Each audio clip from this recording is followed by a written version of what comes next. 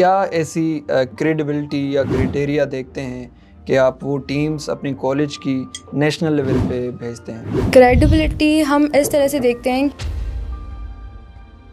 Regional moot court competition में या national mood court competition में ऑर्गेनाइजेशन के थ्रू आप जा सकते हैं, वहाँ पे अप्लाई कर सकते हैं कि हैंडी डोनाल्ड हो गया या फिर जैज़ब हो गया, उसमें ये जो रिक्वायरमेंट है ये फॉल नहीं करती। उसमें जो इंस्टीट्यूट होता है सिर्फ इंस्टीट्यूट को ही अलो होता है। पेट्रॉन होते हैं मूटिंग सोसाइटी के, वो इनडायरेक्टली एम्फसाइज करते हैं गर्ल्स को कि भाई आपको फॉर्मल ड्रेस पहननी चाहिए, तब ऐसे दिखना चाहिए जैसे जजेस इम्प्रेस हों। मूटिंग सोसाइटी के ऐसे कोई पॉलिसीज़ होते हैं जो वायलेट होती हैं? जब सोसाइटी में ऐसे कोई कॉन्स्टिट्यूशन में लिखा हुआ नहीं है, सोसाइटी अगर ऐसा कुछ क्लियरली नहीं बताती, तो उसके बाद अगर बच्चा कर रहा है तो that wouldn't be the wrong.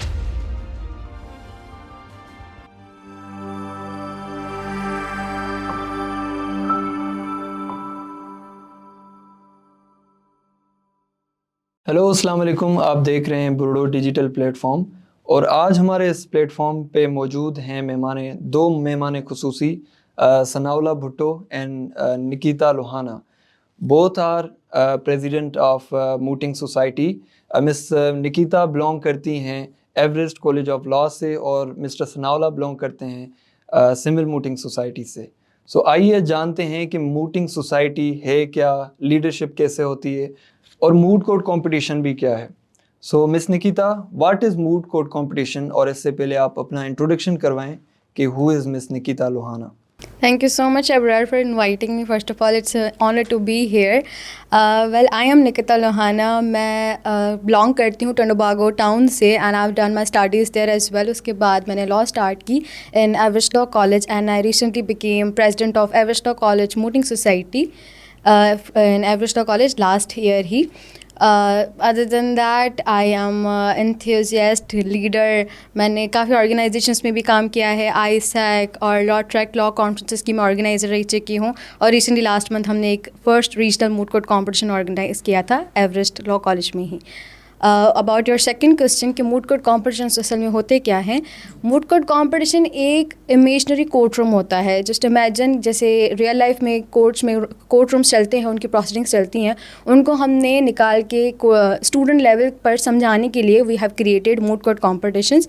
उसमें हम स्टूडेंट्स जो पार्टिसिपेट करते हैं उनको हम एक केस दे देते हैं जिसका वो ब्रीफ रेडी करते हैं and then on the days of competition एक बेंच बैठती है जजेस की और वो स्टूडेंट्स को अपॉर्चुनिटी मिलती है कि वो आके अपना केस प्लीड करें। In that way they get to know कि असल कोर्ट रूम प्रोसीडिंग्स चलती कैसे हैं। This is how moot court competition works.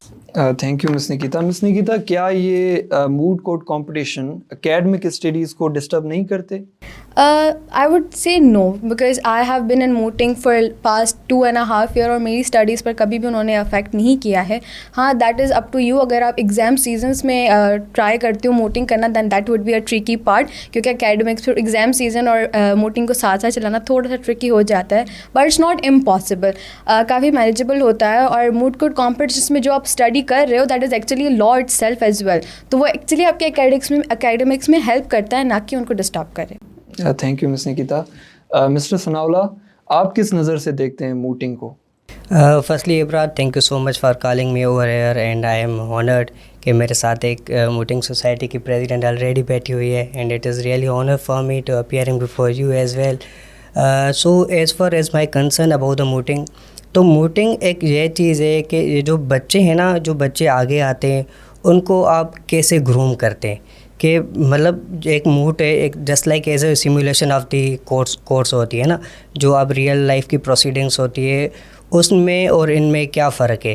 क्योंकि मूटिंग में आप मोस्टली जो चीज़ें देखते हैं, आपकी रिसर्च स्किल्स आपकी ग्रूम होती है, आपकी स्पीकिंग स्किल्स ग्रूम होती है, how you draft the case वो आपके जो स्किल्स है वो उससे ज़्यादा ग्रुप हो जाती है। और इसके अलावा जो लास्टली है द स्पीकिंग पार्ट, क्योंकि ये जो सारी जो आप मतलब रियल लाइफ प्रैक्टिस देखेंगे उसमें ये होता है कि पहले आपको केस बनाना होता है, उसको उस पर रिसर्च करनी होती है, उस पर ड्राफ्टिंग करनी होती है, उसके लास्ट में क्या होता है कि आपको वो प्रेजेंट करना होता है। तो लास्ट सीन ये होता है कि आप प्रेजेंट कैसे करते हैं। जैसे अब हम रियल लाइफ में देखें तो काफ़ी सारे जो वकला हैं उनको ये पता भी नहीं होता कि हम प्रोसीड कैसे करें, हम रिसर्च कैसे करें, हम ड्राफ्टिंग कैसे करें। तो उनमें काफ़ी सारे इन चीज़ों की लैक आ जाती है। जो अगर बच्चे मूटिंग करते हैं in the career of their studies, academic जब होते हैं, एकेडमिक लाइफ में जब होते हैं, अगर मूटिंग वो वेरी करते हैं तो उसे उनको ये वाली जो स्किल्स है ना वो उनको मिल जाती है। So this is what the mooting is, और इनके यही फ़वायद है मोस्टली। मिस निकिता, जो मूट के भी बहुत सारे किस्म होते हैं, जैसे कि रीजनल हो गया, नेशनल हो गया, इंटरनेशनल हो गया और इंट्रा हो गया, इनमें क्या डिफरेंस है? इनमें टारगेट मार्केट का मोस्टली डिफरेंस है कि आप अगर रीजनल करवा रहे हैं तो उसमें सिर्फ उस पर्टिकुलर रीजन के लोग पार्टिसिपेट कर सकते हैं। व्हेन इट्स प्रोविंशियल तो पूरा प्रोविंशियल इन्वॉल्व होता है। अगर नेशनल चले जाते हैं तो पूरा Pakistan is hosting a national competition, कोई भी पाकिस्तान का कॉलेज, तो फिर वो पाकिस्तान के पूरे पाकिस्तान में से कोई भी टीम पार्टिसिपेट कर सकती है। एंड दैन इट्स इंटरनेशनल, तो फिर पूरे पाकिस्तान में से कोई भी जाकर इंटरनेशनल लेवल पे पार्टिसिपेट कर सकता है। So the entire thing is about कि एलिजिबिलिटी डिफ्रेंशिएट करती है। जैसे आई टोल्ड यू अर्लियर कि एवरेस्ट ने अभी लास्ट मंथ ही रीजनल होस्ट किया था, तो इन दैट वे हमने सिर्फ हैदराबाद के रीजन के कॉलेजेस और स्टूडेंट्स को ही ये अपॉर्चुनिटी प्रोवाइड की थी। तो ये डिफरेंस होता है। It's mostly about the area and the eligibility of the student belonging from them. Miss Nikita, I was the witness of your regional moot court competition. That was a successful event. Thank you. No doubt. But आप क्या ऐसी credibility या criteria देखते हैं कि आप वो teams अपनी कॉलेज की नेशनल लेवल पे भेजते हैं सिलेक्ट करके? क्रेडिबिलिटी हम इस तरह से देखते हैं कि पहले तो स्टूडेंट जो अपॉर्चुनिटी अवेल कर रहे हैं, वी टेक देयर ट्रायल्स कि वो कैसे परफॉर्म कर रहे हैं। और ऐसा होता है कि किसी स्टूडेंट्स में डॉक्यूमेंटेशन और ड्राफ्टिंग की स्किल्स बहुत अच्छी होती है, किसी में स्पीकिंग अच्छी होती है, किसी में ओवरऑल टीम मैनेजमेंट की स्किल्स अच्छी होती हैं। तो जैसे हर टीम के ना काफ़ी सारे टाइटल्स होते हैं, स्पीकर हो जाते हैं, 2 रिसर्चर हो जाते हैं। दैन दैट पर्टिकुलर जो होती है number varies from competition to competition. किसी में 3 अलाउड होते हैं, किसी में 5 अलाउड होते हैं। तो फिर उनके ट्रायल्स के बेसिस पे हम डिसाइड करते हैं कि कौन उस पर्टिकुलर पोजीशन पे फिट करता है। और फिर प्रॉपर प्रिपरेशन होती है उन बच्चों की अबाउट दैट पर्टिकुलर सब्जेक्ट जिस पर वो मूट कोर्ट कॉम्पिटिशन होने वाला है। तो इन दैट वे हम असेस करते हैं कि कौन मतलब deserve, not about deserving, it's about कि कौन उस वक्त रेडी है उस अपॉर्चुनिटी को अवेल करने के लिए। अच्छा। मिस निकिता, आप जैसे कि आपने रीजनल मूट कोर्ट कॉम्पिटिशन करवाया, तो वहाँ पे कौन सी कॉलेजेस ने ज़्यादा पार्टिसिपेट किया था? मोस्टली सारे हैदराबाद के कॉलेजेस थे, institute of law, department of law, university of science, सिमिल, एंड दैन देयर वाज इम्सा। और उसके अलावा भी काफ़ी जितने भी लॉ कॉलेजेस थे हैदराबाद के तकरीबन वो सारे थे। And then there were a lot of organisations as well, wings, nurture, law फाइड। Other than that Shah Latif Khairpur university भी थी, and there was one team from ज़ैबल यूनिवर्सिटी एज वेल। तो मल्टीपल टीम्स थी, काफ़ी कॉलेजेस थे। Thank you. मिस्टर सनाउल्लाह, क्या मतलब रीजनल मूट कोर्ट कंपटीशन में या नेशनल मूट कोर्ट कंपटीशन में ऑर्गेनाइजेशन के थ्रू आप जा सकते हैं, वहाँ पे अप्लाई कर सकते हैं? एज़ फार एज़ कंसर्न, ये तो जो कंपटीशन करवा रही है जो ऑर्गेनाइजेशन है, या फिर क्योंकि ऑर्गेनाइजेशन के भी मूड होते हैं ना, कोई ऑर्गेनाइजेशन करवा रही है या कोई कॉलेज है वो करवा रही है, अगर वो उनमें अलाउ करती है तो उस हिसाब से अगर जा सकते।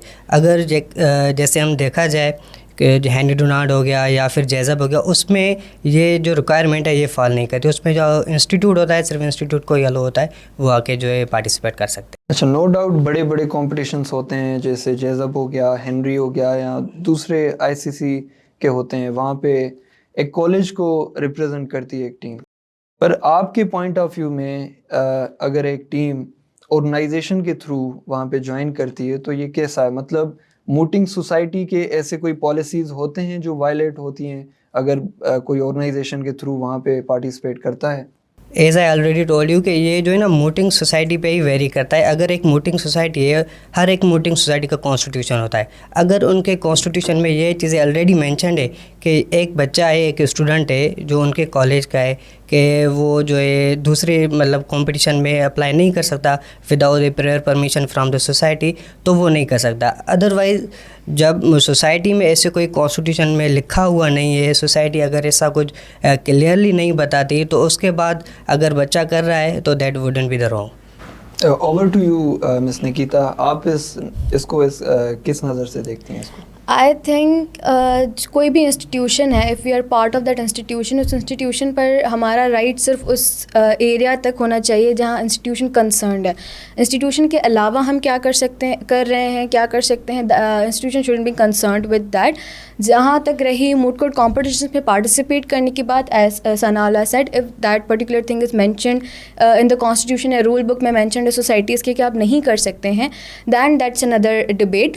लेकिन then again on that point I would say कि अगर कोई भी सोसाइटी किसी स्टूडेंट को रोक रही है कि you can not go out and participate in any competition other than their institutions, so they should provide that opportunity to that student as well. अगर उस स्टूडेंट को इंस्टीट्यूशन के अलावा कहीं और से अपॉर्चुनिटी मिल रही है, he should avail that, क्योंकि as a person I think we have a lot to learn, grow करना. अगर हमें कहीं से भी अपॉर्चुनिटी मिल रही है ग्रो करने के लिए, तो वी शुड अवेल दैट. अगर इंस्टीट्यूशन की वजह से हमारी वो अपॉर्चुनिटी हमसे जा रही है and institution is not doing anything about it, तो I think it's wrong. Because अगर कोई इंस्टीट्यूशन ये लगा रही है सेंक्शंस दैट द स्टूडेंट, उनकी कॉलेज का student should not participate on the behalf of any other organisation, then मैं समझती हूँ अगर आ जाता है प्रॉपर हर कॉलेजेस में इम्प्लीमेंट हो जाती है, then they would be stopping us from participating in any other organization as a member as well. फिर तो आप कॉलेज के बाहर कुछ भी कर लो, इंस्टीट्यूशन के बाहर कुछ भी कर लो, they will have to say, like they will have something to say about that as well. They will be stopping our growth on a maximum level. So I think it shouldn't happen. Mister Sanaullah, what is Jessup competition and जो बाकी international mood court competition होते हैं, जैसे Henry हो गया या HDMC हो गया, मतलब ये सारे, इसको थोड़ा डिफाइन करें. About your first question, the jazz up is the international mood court competition. jazz up जो है, वैसे ये देखा जाए तो jazz up 1965 से, if I am not wrong, तो वो हो रहा है फ्रॉम द डिफरेंट कंट्रीज़. अगर पाकिस्तान में देखा जाए तो jazz up 2016 से ये स्टार्ट हुआ था.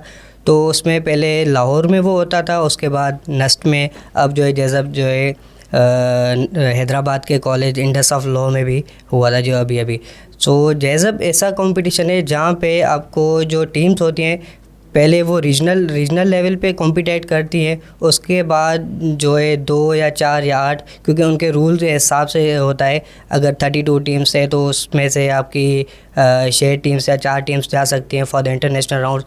फिर जब वो टीम्स क्वालिफाई करती हैं फॉर द इंटरनेशनल राउंड्स, फिर वो जाके कॉम्पीट करती है इंटरनेशनल टीम्स के साथ. जैसे हम गए थे USA लास्ट ईयर 2024 में. सो पाकिस्तान से 24 टीम्स थी, उसमें से only 3 teams were selected for the international rounds, और वहाँ पर 150 टीम्स अप्रॉक्सीमेटली आई हुई थी फ्राम द 84 कंट्रीज़.